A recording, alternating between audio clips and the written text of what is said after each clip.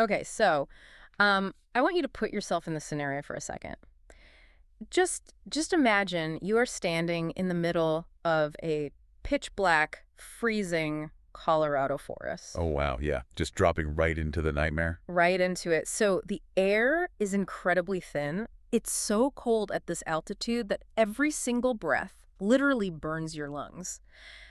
And you are barefoot. Barefoot in the snow? Barefoot in the snow. You're running through this dense, sharp underbrush. You've got branches whipping against your face. They're catching on your nylon tights, cutting into your thighs.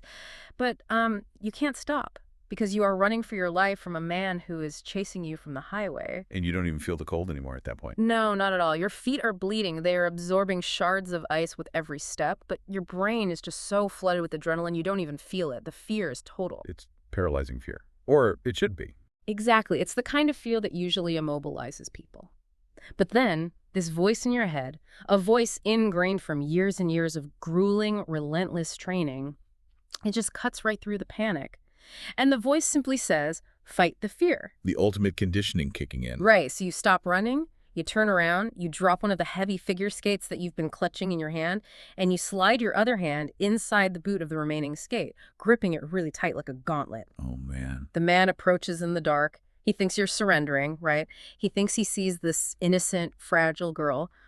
But as he steps close, you raise your arm into the night sky. The moonlight catches the metal. And in that split second, the heel of that figure skating blade ceases to be sporting equipment. It becomes a weapon. It is such an incredibly visceral, chilling image. And honestly, it perfectly encapsulates the intense, high-stakes world we are stepping into today. It really does. It's an image that just sticks with you long after you've processed the scene, mostly because it subverts absolutely everything we normally associate with the grace and the beauty of that sport. Totally. Well, welcome to our deep dive today. We are so glad you're here with us. Our mission today is to really explore the dark, highly pressurized underbelly of elite youth sports. And we have some incredible source material for this. We do.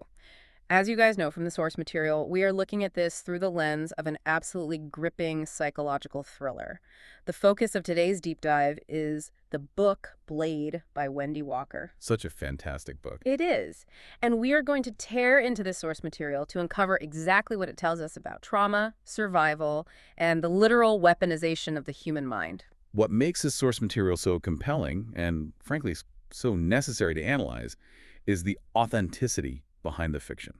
Wendy Walker, the author, she actually lived a version of this life. Right. She wasn't just making this up from the outside. Not at all. This isn't just an outsider looking in and guessing at the psychology. When she was just 13 years old, she left her home and moved to an elite figure skating program in Colorado. 13! Just imagine that! I know. She lived in a dormitory. She trained with promising skaters and national champions from all over the world. She eventually left that life behind and went on to become a lawyer. But as she notes in the material, the personal impact of that experience, the sheer weight of that environment, it never really left her. You can tell it bleeds into the pages. It does. She brings an undeniable, almost clinical reality to the world she builds in Blade. You aren't just reading about a rink. You can actually feel the cold radiating off the ice. You can smell the Zamboni fumes mixed with hairspray. Yes. And you can feel the blisters forming on the skater's feet. The physical toll is documented with such precision, it almost feels like a medical journal at times. It grounds the entire narrative. It really does. So for those of you jumping into the deep end with us, let me just quickly set the premise so we have a solid foundation.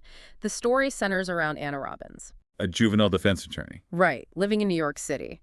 For 14 years, she has completely reinvented herself.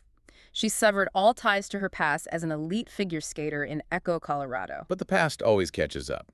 Exactly. As is always the case with these incredibly enclosed systems, the past pulls you right back into its orbit. She's called back to Echo to defend a 15-year-old girl named Grace. And Grace is in serious trouble. The worst kind. Grace is accused of a brutal crime, murdering her assistant coach, a man named Emile Drizier, with 4 strikes to the head using the heel of a figure skate. The identical weapon from our opening image. Exactly the same. The very same world Anna escaped is now threatening to swallow this young girl whole. And this is exactly where we have to connect it back to you, the listener. Because you might not be an elite athlete. You might have never put on a pair of ice skates in your entire life. I certainly haven't.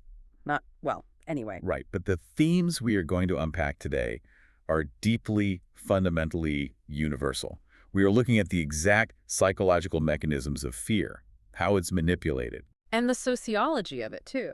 Yes, how institutions function to cover up their darkest secrets simply to protect their own reputations. And most importantly, we are examining how toxic, high-pressure environments, whether that's a corporate boardroom, a high-stakes academic lab, or a literal ice rink, can take our very identities, our passions, and structurally weaponize them against us. Okay, let's unpack this. We really need to start by looking at the setting, because the geography and the architecture of Echo, Colorado are essentially their own characters in this narrative. The physical space absolutely dictates the psychological space. Let's talk about the Palace. This is the elite training facility where skaters from around the globe come to train. It's sitting at 6,000 feet of elevation. The air is so thin up there. Which is a deliberate choice. Right. The physiological logic here is that if you can endure a grueling 4-minute free skate at 6,000 feet, where your body is just screaming for oxygen, doing it at sea level in a competition is going to feel like an absolute breeze. Exactly. It's a method of biological conditioning. But beyond the altitude, it is a literal and metaphorical fortress. The palace is described in the text as an enormous windowless structure. That detail stuck with me. Windowless. It's crucial. Inside, you have 2 full-size ice rinks, a state-of-the-art gym, a dance studio, extensive locker rooms. But it's that word windowless that stands out and really dictates the entire psychological baseline of the source material. Because once you're inside, you are gone from the real world. Entirely severed. It utilizes the exact same architectural philosophy as a casino. There's no natural light to tell you what time it is. There is no weather. You don't know if it's raining, snowing, or sunny outside. Nothing. There's only the ice, the humming of the fluorescent lights, and the expectations of the coaching staff. It's an architecture of total isolation. Meticulously designed to keep the athletes hyper-focused. But equally designed to keep the scrutiny of the outside world firmly locked out. It controls the narrative by completely controlling the environment. Right. It's a sensory deprivation chamber that only allows one single input, which is skating. And living right in the shadow of this windowless fortress is Avery Hall. The dormitories. Yeah, this is the dormitory for the skaters who are training without their parents. They call them the orphans. Anna was an orphan 14 years ago. Grace's mother, Jolene, was an orphan too. Yep, along with other girls we meet, like Kayla and Indy. These were kids. We're talking some barely 13 years old, living hundreds, sometimes thousands of miles away from their families. It's hard to even wrap your head around that level of isolation at that age. And the book paints this incredibly stark, unglamorous picture of their daily reality. We're not talking about a luxury boarding school here. Not at all. The text details commercial-grade carpets that give you friction burns on your knees, cold linoleum floors, metal trays of just unidentifiable cafeteria food. And the silverware. Yes. Yeah. Cheap, thin silverware that the girls could literally bend with their bare hands out of frustration. What's fascinating here is the psychological toll of that specific kind of environmental degradation combined with the isolation. You have these developing children entering puberty who are entirely stripped of their familial support systems. And the adults aren't exactly nurturing them. No. The adults in charge of them, like the house mother Edie in the past timeline, or later Shannon Finch in the present day, they are employees of the institution first and caretakers second. Their paycheck comes from keeping the machine running. Exactly. Not from nurturing the individual child. So the girls are living in a pressure cooker. Think about the dynamic. They are roommates, they share secrets in the dark, but they are also direct, fierce competitors. Right. They are sharing a bathroom mirror to do their makeup and then stepping onto the ice an hour later to fight each other for the exact same singular spot on an Olympic podium. That bends the mind. Much like they were bending those cheap spoons in the cafeteria, the environment bends their perception of friendship and survival. It has to. It forces them to form these intense, trauma-bonded relationships with each other because they are literally the only ones on Earth who truly understand the specific hell they are living in. It's a completely warped reality, and you would think, right, that the skaters who did have their parents there with them would have it better. Like, at least they aren't orphans. You would think so. But no. The text shows us that if the orphans had it betting alone, the skaters who lived with their mothers had a whole different kind of nightmare to navigate. Enter the bleacher bees. The bleacher bees. Yeah, this is the term the girls used to describe the parent culture that hovered over the rink. And this wasn't just typical, supportive sports parenting. Far from it. These were mothers who had effectively abandoned their own lives, quit their jobs, left their marriages in other states, left their other non-skating children behind, all to move to Colorado and sit in a freezing rink to watch every single session their daughters skated. The sociology of the bleacher bee is deeply unsettling, but it is a very documented phenomenon in highly specialized elite sports. We are looking at severe enmeshment and proxy identity here. Can you break that down a bit? Proxy identity. Sure. These parents have invested so much capital. Financially, they're taking out second mortgages. Emotionally, they're tying their entire self-worth to a child's performance. And temporally, they're giving up years of their adult lives. That's a massive sunk cost. Exactly. Because of that massive sunk cost, their child's success becomes their sole justification for their own sacrifices. The text describes them sitting up there in the stands behind these heavy red velvet curtains, keeping meticulous notebooks. Right, tracking everything. And they aren't just tracking their own kids, they track every jump, every spin, every slight wobble, and every failure of not just their own child, but of their child's competitors. It's so cutthroat.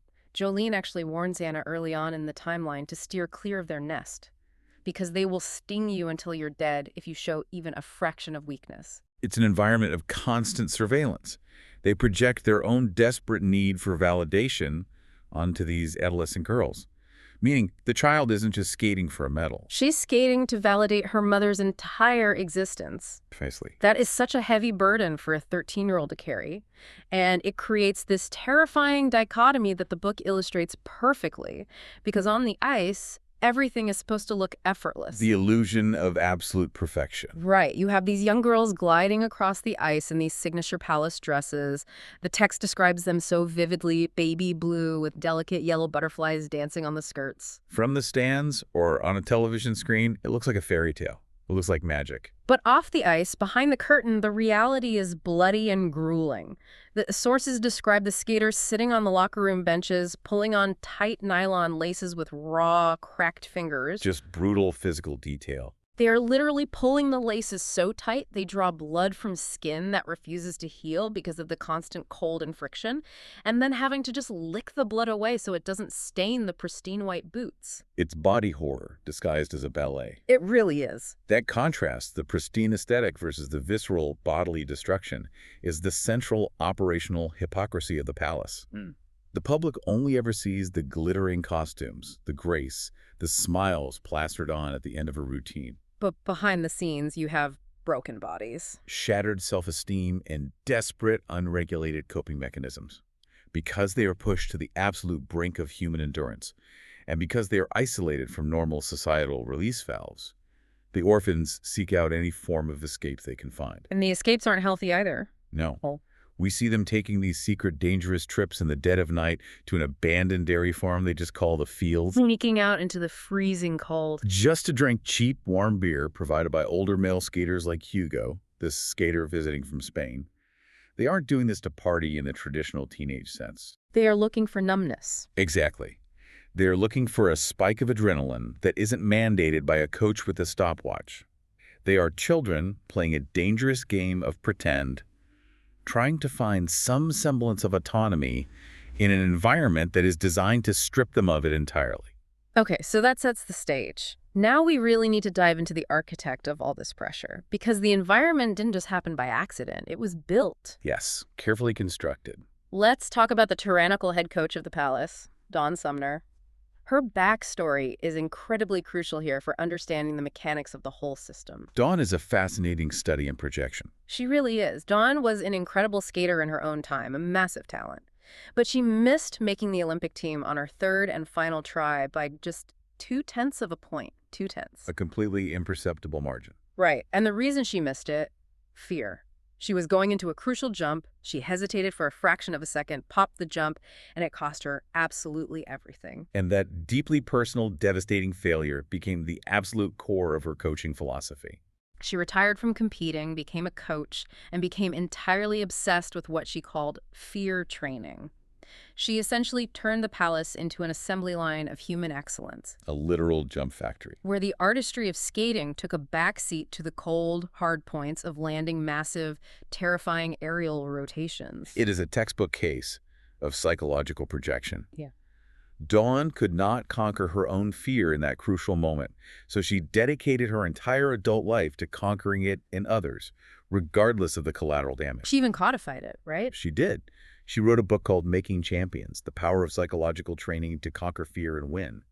She treats her skaters not as developing human beings, but as machines that need to be calibrated to execute a function. And her primary tool for this calibration, her main enforcer, is Dr. Gerard Weston, The resident sports psychologist. though the girls fittingly call him Dr. Fear. Dr. Fear. It's so apt. Here's where it gets really interesting, because when you or I hear sports psychologists, we usually think of someone teaching mindfulness, right? Yeah, deep breathing exercises, visualization techniques. Right, calming the nervous system down before a big competition so the athlete can perform at their best. That is the exact opposite of what Dr. Weston does at the Palace. His methodology is frankly chilling. He and Dawn don't want to calm the skaters down. They want to purposefully, systematically terrorize them. If you connect this to the bigger picture of human neurobiology, what Weston is doing is manipulating the innate physiological responses of the brain, specifically the fight, flight, or freeze response governed by the amygdala. Right. Weston's theory, as outlined in Dawn's book, is that the human brain possesses a deeply ingrained evolutionary fear of hurling one's body high into the air over a rock-hard sheet of ice. Which makes sense. Neurologically, he's not wrong. It is an unnatural, inherently dangerous act. The human body is not meant to rotate 3.5 times in the air and land on a millimeter-thick steel blade. No amount of deep breathing or positive visualization can convince the primal part of the brain that a triple jump is a safe idea. Exactly.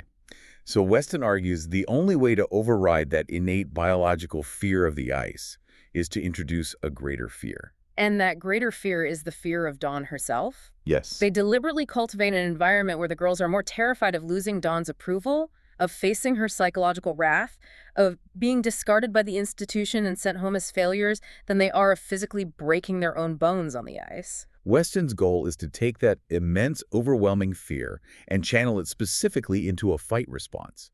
He wants to ignite a fire of primal rage in these girls so they attack the ice. They aren't jumping out of joy. No, they are attacking the jump out of sheer desperation to survive Dawn's psychological warfare.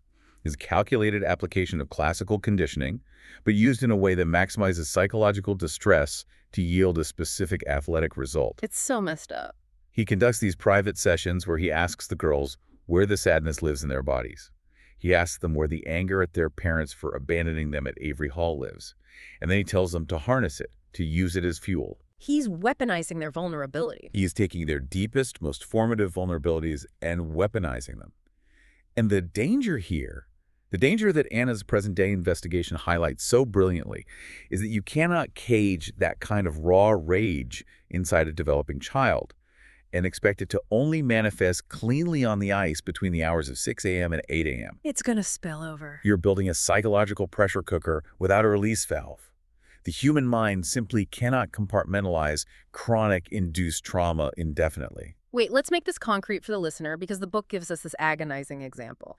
To really understand how destructive this philosophy is, we have to look at the character Indy in the past timeline. Indy's story is heartbreaking.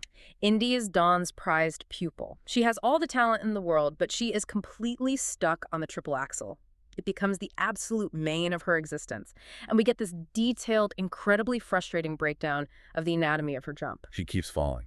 Every single day. She goes out on the ice, she goes up into the air, fails to get the full rotation, and slams down onto her right hip over and over and over. She develops this massive, grotesque bruise on her hip that never has time to heal because she re-injures it every single session. A hematoma the size of a dinner plate. Right. And how does Dr. Weston frame this physical failure? He doesn't say, hey, your body is breaking down, you need a week off, or let's look at the biomechanics of your takeoff. No, Weston takes the physical reality of her failure and completely pathologizes it. He claims her falling is an act of subconscious defiance. Subconscious defiance. He literally tells this battered child that she is holding back on purpose. He frames it as if she is essentially engaging in self-harm because she secretly doesn't want Dawn, or her own incredibly demanding mother, to claim a victory. That is so twisted. Look at the mechanics of what he's doing here. Yeah. He completely absolves Dawn's coaching methods, he ignores the laws of physics, and he places the entire burden of failure directly onto the child's psyche. It's premier institutional gaslighting. It is. He convinces Indy that her mind is weak, that she is sabotaging herself, and that she just needs to fight the fear harder. He makes her the author of her own abuse. But the tragedy is, it wasn't her mind at all. It was physics, pure biomechanics. And this is beautifully, almost triumphantly illustrated by the broken wing fix. I love that part of the book. There's an older Japanese national champion training at the palace named Mio Akasawa. Mio is observant. She sees what's happening to Indy. She sees the psychological torture Weston is putting her through, and she knows it's technical, not mental. Because Mio understands the physics. Right. So Mio sneaks Indy and Anna into the dark, locked rink in the middle of the night. Mio demonstrates the jump and points out exactly what Indy is doing wrong. It's so specific. Indy has been sweeping her right arm around her body on the takeoff. Mio calls it a broken wing dragging her down. Mio teaches her that to get the propulsion to achieve the necessary angular momentum, she has to punch that right arm straight up to the sky, Pulling her center of gravity tight to increase rotational speed. Exactly. It's a moment of profound revelation in the narrative because it shatters the illusion of the institution's infallibility. Once Indy understands the actual mechanics, the physics of propulsion, torque, and the moment of inertia, she lands the jump perfectly, in the dark, without Dawn yelling at her. without Weston probing her childhood traumas.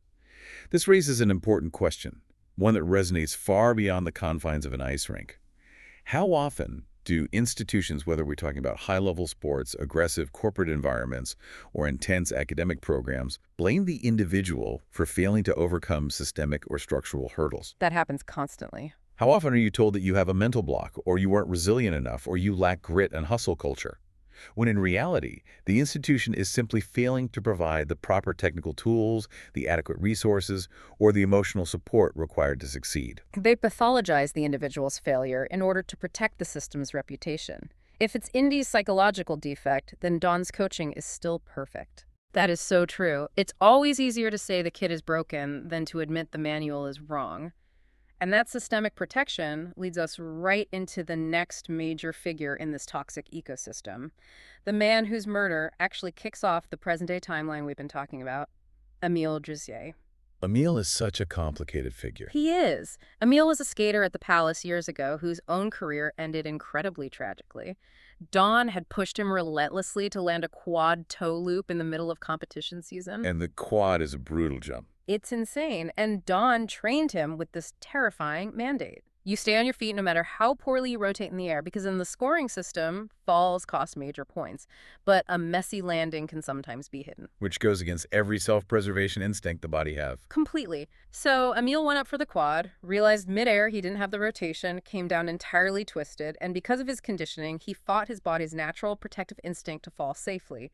He forced his skate down to hold the landing and completely wrecked his knee, shattered it. His career was over in a split second. Émile is a deeply tragic figure, absolutely. He was chewed up by the machine. But as we move forward in the timeline, he also becomes an incredibly complex and problematic figure. Because of what happens next. Right. After completely destroying his career through her own reckless coaching mandates, Dawn pivots. She decides to save him. She makes him an assistant coach at the Palace. She gives him a guest cottage on her own private property to live in. And Émile quickly falls into a very specific, recognizable dynamic with the young girls at the rink. If Dawn is the bad cop dispensing terror, enforcing fear, utilizing psychological abuse, Émile becomes the good cop. He positions himself as the resident savior. Jolene, Grace's mother, actually describes him perfectly in the text. She says, "He dries the tears, Dawn makes you cry."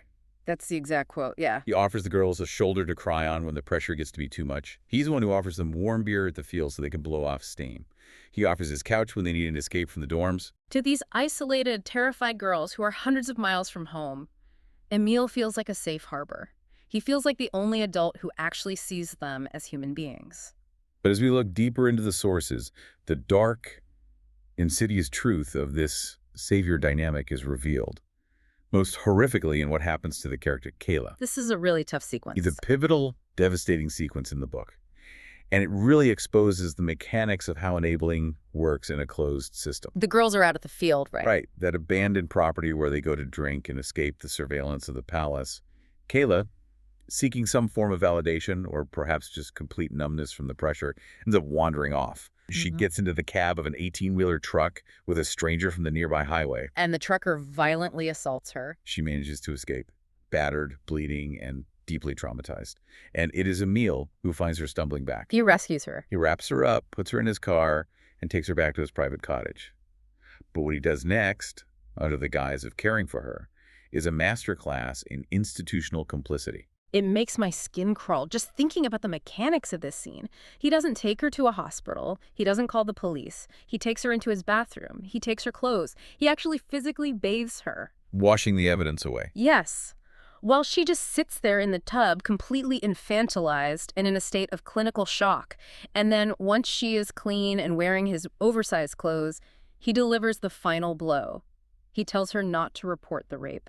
He sits there playing the role of the caring older brother. And convinces her that the police wouldn't believe her because she was out drinking. He tells her that reporting it would only bring a massive media scandal, a scandal that would prompt Dawn to kick her out of the palace, thereby destroying her skating career and ruining her life. Under the guise of protecting her future, he systematically manipulates her into absolute silence. And in doing so, his primary motivation becomes chillingly clear. He is not protecting Kayla. He is protecting the palace. He is protecting Dawn's empire from a scandal that would draw police and reporters to their windowless facility. This highlights the profound, insidious danger of the enabler in any abusive system. Because they seem like the good guys. Right. In many environments, the enabler is sometimes resented even more than the primary abuser. Think about it. Dawn was a known monster. Her terms were clear. Her abuse was overt. But Emil presented himself as a friend, a confidant, a protector. He provided temporary emotional relief, but ultimately he trapped them in the cycle of abuse by ensuring the system's darkest secrets remained permanently hidden. By washing away the evidence and manipulating her fear of losing her career, he took away Kayla's agency. Her voice when she was at her absolute most vulnerable. It is a profound institutional betrayal masked as care. So what does this all mean for the present day? How does this history of cover-ups and fear training erupt 14 years later? Let's fast forward. Anna is back in Echo. She is staring down a mountain of evidence against 15-year-old Grace for the murder of Emil, and the evidence is objectively damning. The police have a very tight timeline. They do. Grace was the last person seen with Emil, getting a ride from Avery Hall to the palace in his car. When they found her, she was wearing the signature palace dress, the blue one with yellow butterflies. And the forensics team found traces of Emil's blood stitched into the nylon of her right figure skate boot. Furthermore, her dress, the one she was wearing that night, is completely missing. She has no solid alibi for the exact time of the murder. And worst of all, there is a video from Avery Hall showing Grace in a terrifying, violent rage, physically attacking another skater named Tammy over a rink rivalry just days before. From the perspective of local law enforcement, they have a narrative neatly wrapped up with a bow. They look at Grace and they see a highly pressured, unstable, elite athlete who simply snapped. They see a girl who utilized the fight response, trained into her by the legacy of Dr. Weston. And who used the tools of her trade, the heavy steel heel of a figure blade, to commit a crime of passion against a coach. It fits the profile of the environment perfectly. But Wendy Walker brilliantly unravels this neat, tidy conclusion by intertwining the investigation with the dual timelines of violence. Because Anna, as the defense attorney, knows something the police don't. Anna knows that the specific method of murder, 4 precise strikes to the head with the heel of a blade, isn't random. No. Anna knows that 14 years ago, a man was killed in the exact same manner in Echo. And Anna knows this because she is the one who did it. This twist is absolutely breathtaking. It completely reframes the entire narrative. It totally does. We find out that 14 years ago, on the same night, Indy finally landed the triple axel and the pressure reached a boiling point. Anna completely broke. She ran away from the palace into the dark, freezing night. This is the exact visceral scene we described at the very beginning of this deep dive. She was desperate, terrified, and just trying to get to the highway to hitchhike home to New York. And who picked her up in the dark? The very same trucker who had assaulted Kayla in the field. When he realized she was alone and vulnerable, he stopped the truck and tried to attack Anna. But here is where the institutional conditioning kicks in. The years of fear training, the caged rage that Weston had cultivated, finally exploded. When faced with a true life-or-death threat, Anna didn't freeze. She fought. She took the figure skate she was carrying, used it as a weapon, and struck him in the head 4 times, killing him instantly to save her own life. It is a moment of pure, primal survival, but it is undeniably fueled by her institutional conditioning. She executed the fight response flawlessly.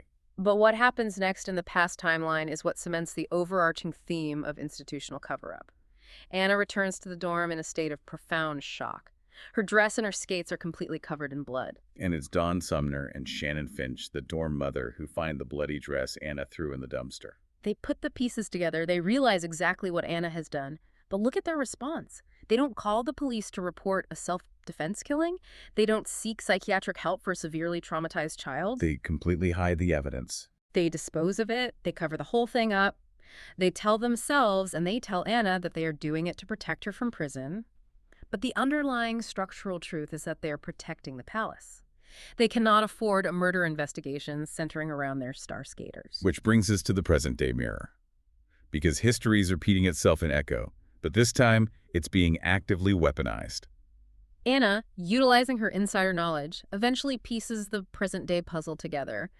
Emile wasn't just murdered randomly. Emile was planning to leave the palace. After years of being the enabler, his conscience, or perhaps his ambition, finally caught up with him. He was going to start his own training facility, he was going to take top skaters with him, and far more importantly, he was talking to an investigative reporter. He was going to burn the palace to the ground by exposing everything: the fear training, the psychological abuse, the cover-ups of the field parties, everything. And on top of that, he was threatening to expose a deeply personal secret.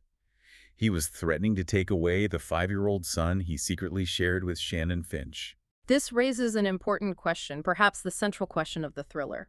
What happens when the people who hold all the institutional secrets are suddenly backed into a corner? The answer is ruthless self-preservation. Shannon Finch killed Emile, she lured him out, and she struck him 4 times in the head with the heel of a blade, deliberately, meticulously mimicking the secret of Anna's crime from 14 years prior.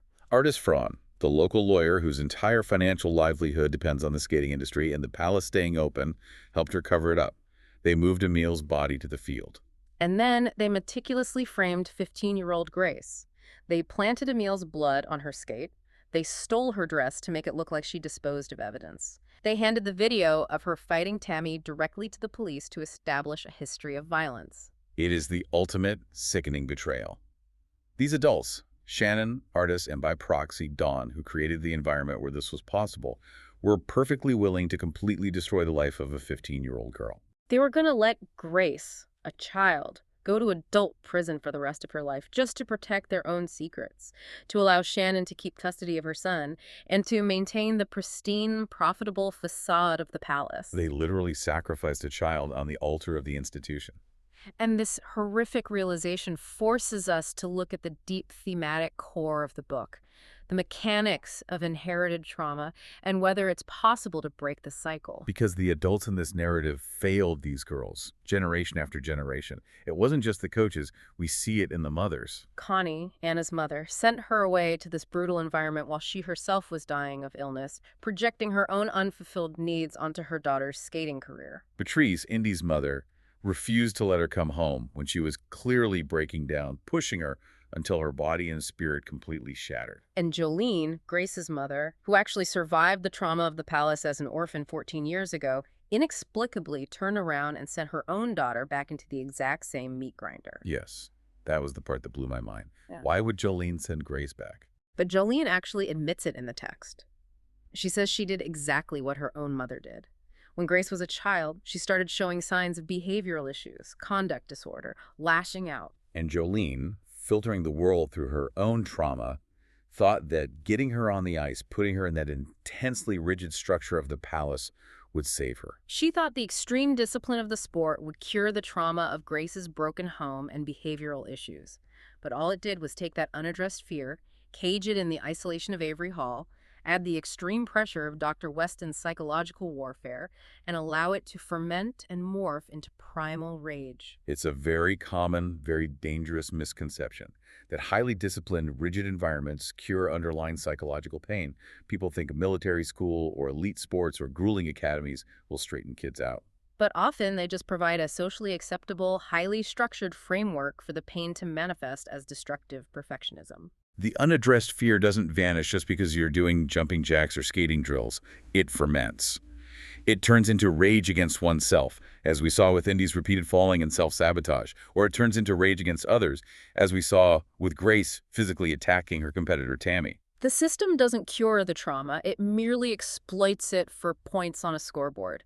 It mines their pain for medals. But, and this is crucial, the book doesn't leave us completely in the dark. It doesn't end on a note of total despair. It ends on this incredibly poignant, deeply redemptive note. After Anne exposes the truth, after Shannon and Artis are arrested and Grace is finally cleared of the charges, the original orphans, Anna, Jolene, Kayla, and Grace, go out to a frozen pond in the wild. Not a manicured arena. Not a windowless factory with fluorescent lights. Mhm. A natural pond in the Colorado landscape. And for the first time in 17 years, Anna Robbins puts on a pair of ice skates. It is a beautiful, necessary reclamation of their narrative. They are no longer performing for Dawn's approval. They are no longer fighting for fractions of a point to satisfy the toxic gaze of the bleacher bees. Anna pushes away from the bench and simply feels the glide.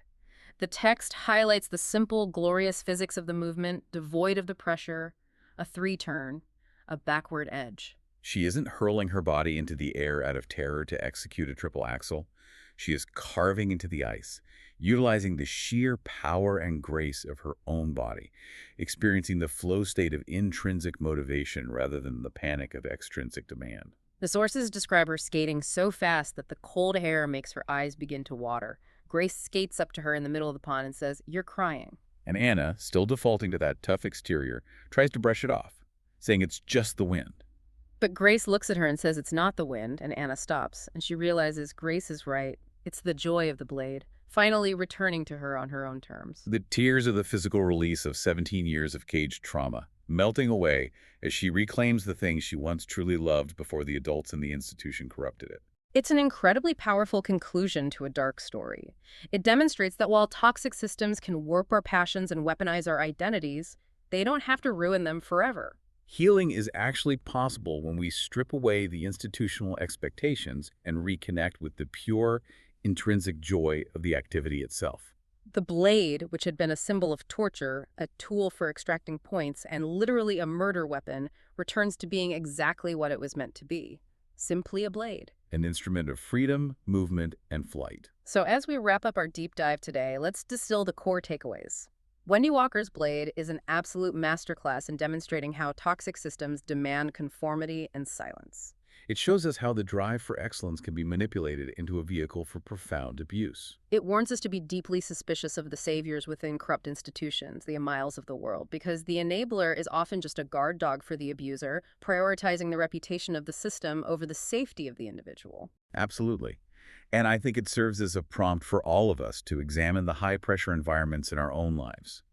Whether you are in a demanding corporate job with a cutthroat culture, a rigorous academic program that demands all your time, or even an intense hobby, it's vital to step back and ask yourself some questions. Like, is this environment nurturing my growth, or is it weaponizing my fear of failure? Are the leaders fostering excellence through support, or are they demanding blind loyalty through intimidation and isolation?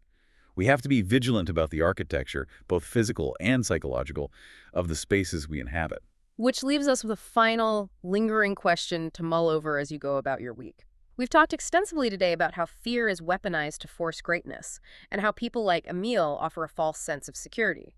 But consider the broader concept of the safe haven. When an institution becomes your entire world, When the people inside it hold all your secrets, control your future prospects, and intentionally isolate you from your family and the outside world, at what point does a sanctuary stop protecting you from the outside world and start holding you hostage to it? that is the exact point where the ice stops being a foundation and becomes a trap. Thank you so much for joining us on this journey today. Keep questioning the systems around you and remember to find the joy in your own glide. Until next time.